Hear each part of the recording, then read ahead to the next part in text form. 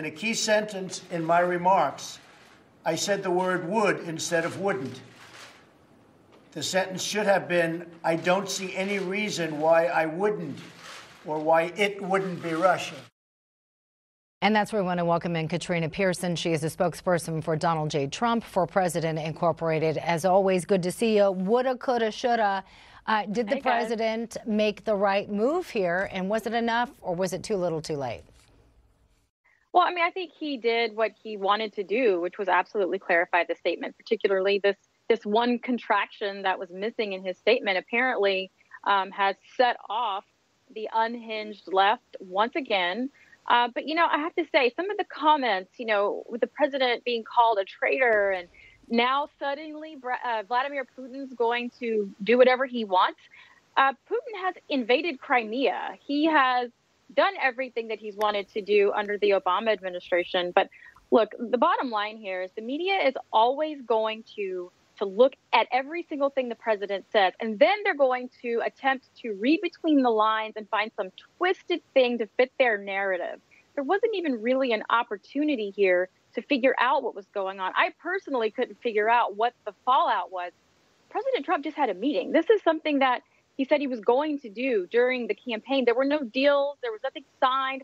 Nothing had happened other than giving this press conference. And it's truly disturbing to me. And I'm even more disturbed by many of the Republicans that came out criticizing the president, most of whom had a direct line to his office and failed to use it before publicly criticizing him. Democrats would have never have done that to President Obama. And I think that is the most disgusting thing that occurred after Helsinki. But Katrina, did it even matter? Did it even matter that there was a summit in Helsinki? Did it even matter that he was meeting with Putin? I feel like Donald Trump could give CPR to a baby in Times Square on New Year's Eve. The media, the establishment, Republicans and Democrats are going to criticize him for blocking traffic. So did it even matter that it was Helsinki, or was it just an opportunity for those lying in wait to once again criticize the president? Oh, it was absolutely an opportunity, because you have to remember there was a very successful NATO meeting. This is something that the media also does. They tend to ignore the president's actions and just focus on some narrative that they could come up with. There's this revisionist history. There were sanctions against Russia. He pulled out numbers of diplomats and increased the support of NATO, all things that are bad for Russia. But because he had such a successful event in NATO and really did what he said he was going to do, was hold them accountable, they had to find something in Helsinki, anything, to really try to make him look bad, try to really capitalize on the opportunity that this contraction was missing in his statement, and just ignore everything that he's done. So no, it doesn't matter, and it won't matter, because I used to say all the time, President Trump wakes up in the morning and liberals fall all over the place. And that's the truth. And it's truly unfortunate, because we have such an opportunity, and the president knows this, and that's why he's so strong with his position, regardless of where he is in the world. He knows that a strong America depends on being able to sit down with your enemies, look them in the eyes, to see if you can get on the same page. And if you can, great. And if you can't, that's something we're going to have to deal with. But this is something that President Trump is going to do, something that previous administrations have failed to do. And I think that is what's really infuriating a lot on the left and some of the Republicans on the right. Katrina, I hear what you're saying, but if there was nothing wrong with what the president said in that press conference, then why come out? Why do another presser clarifying your comments? Well, because the narrative that was getting out there was the president did something horribly wrong. I mean, they're talking about treason and being a traitor and misrepresenting the country. He simply wanted to make sure that his supporters and the people heard it directly from him, where the outrage was coming from.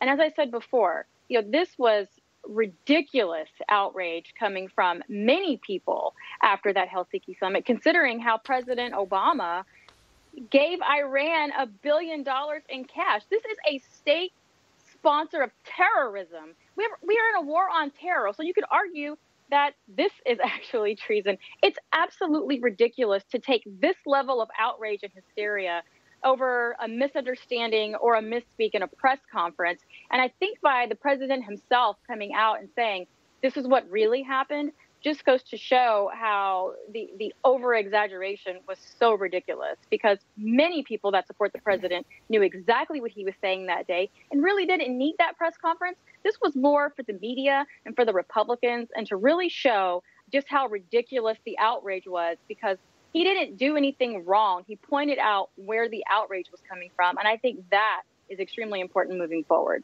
Katrina, you've pointed out over and over how ridiculously frenetic the media went over this, and it seemed unparalleled, if you will. It seemed like it was way more outrage than content, if you will, even for some of the other things that they've been outraged over. This seemed to reach a fever pitch. If you had to guess at motive, is it the Democrats' fundraising being so low in comparison, especially to the Republican fundraising? Did it have to do with the Supreme Court confirmation that we're seeing ahead? What do you think is the underlying sort of schizophrenia happening within the leftist media? I think the president tweeted today what's going on, Gina. This is Trump derangement syndrome. Every time this president gets ahead, every time he keeps a campaign promise, every time he moves the ball forward, that is more and more resistance that's generated on the left. When it comes down to midterm elections, what are they going to run on? They can't run on taking everybody's money away. They can't run on open borders, even though many of them will try. They're going to run against a president who's keeping his campaign promises, a president that won swing states. The Democrats know that they're in trouble. So again, there's this deranged attempt to try to create all this manufactured chaos and outrage over the Supreme Court pick, over the upcoming midterms, and over the fact that the president is extremely successful and is looking more and more like a president that we have not seen in our recent history. And he's really he's creating a standard for those in the future that a lot of these politicians are not going to be able to measure up to. And so I think you're seeing everything converge and making this derangement syndrome even worse. Real quickly, and I do want to move on a little bit, but I just want to ask you this question. There's a report out there by Vanity Fair saying that General Kelly was upset with the president's remarks during that press conference, and that the reason why the president held that kind of impromptu presser yesterday was basically because Kelly forced him to do so. Any truth to that report? You know, I don't really get my political media from Vanity Fair, but I will say on Fox today, they were saying that Vice President Pence and Pompeo had asked him to do that. So I'm not so sure of the truth to the Vanity Fair article, but I would imagine there was a lot of discussion going on, considering how many people didn't even see where the outrage was coming from until well after the fact. But I'm pretty sure they had those discussions. I think the president handled it appropriately. All right, I want to talk about what several House members are reportedly preparing to do, and that is a resolution to have Deputy Attorney General and Mueller Deputy Rod Rosenstein impeached. Yesterday, my co-anchor, John, you asked our very own Chief White House Correspondent John Gizzi, who just spoke with Mark Meadows and Jim Jordan about an hour prior to our program about those reports, and here's what he had to say. But I have a funny feeling we're going to hear about Rod Rosenstein a lot between now and the weekend. 30 seconds, John. Are the reports that articles of impeachment were drawn up, are those accurate? Yes.